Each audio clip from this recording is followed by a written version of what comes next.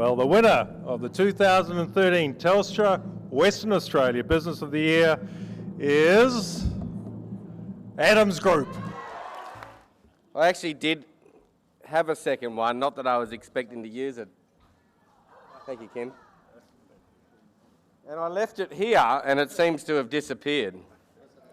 So I'll have to wing it, but, you know. Is this real? It is, isn't it? I don't know what to say. I'm not going to say wow, because I did notice last year everybody said wow, so I'm not saying that. Ladies and gentlemen, thank you. It is obviously an extraordinary honour to be standing here now. What award did we win? I've forgotten, Cameron. What's it? Business of the Year. The Business of the Year. Look, it's it's quite an extraordinary... You can imagine, you can appreciate my situation. It's quite... I'll have to stick that up a bit, I'm very tall. You can imagine it's quite an extraordinary thing to win this award, and as I said, I did have another speech prepared, but it seems to have disappeared.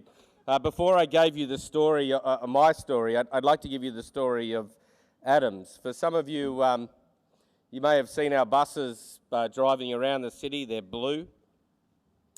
Pretty good idea to paint them blue because they're different to white and everything else is white. So that was a good idea. Look, in 2005, we built our first bus. Still quite extraordinary that I'm standing here. In 2005, we bought our first bus, and we sort of grew from there, from acquisitions. It was the end of the Asian financial crisis, for any of you that were old enough to remember that, in 1999. Thank you, Mark.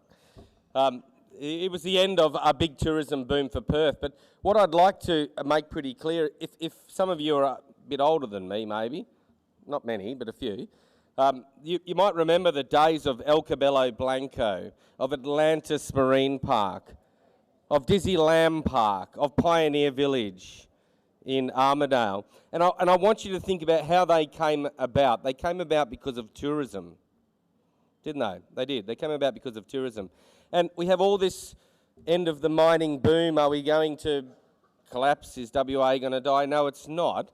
But I want to use this audience to express my feelings about tourism. And obviously with Kim... Oh, he's gone. Where is he? Not even here. Oh, there he is. I thought he'd left.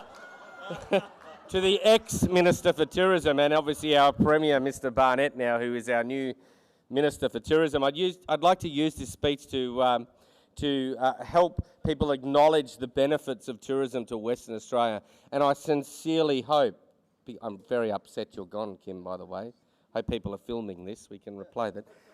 Look, I'd need people to understand the benefits of tourism to our society, to us West Australians that live here.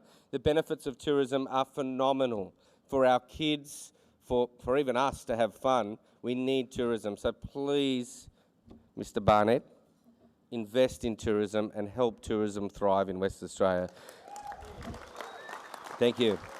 So one last thing, it is a very big honour to be here. I'm not here for myself.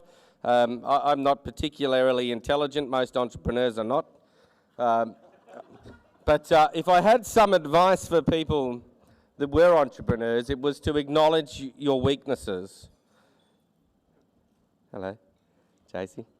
Acknowledge your weaknesses and make sure that you find people that are much better than you.